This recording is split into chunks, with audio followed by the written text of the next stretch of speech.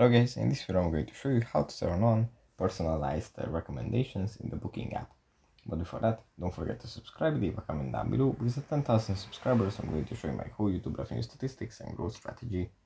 So without further ado, let's just jump right into it. First we have to open up the booking app.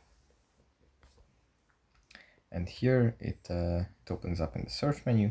From here we just have to go into the profile menu, scroll down, tap on settings. And then under device settings, we find personalized recommendations. We can tap on this, and if we want to, we can turn this off. It's automatically on, but if we reconsider, we can turn it back on here as well. So yeah, that's pretty much it for this video. Hope it was helpful for you guys, and I'll see you in the next one. Bye.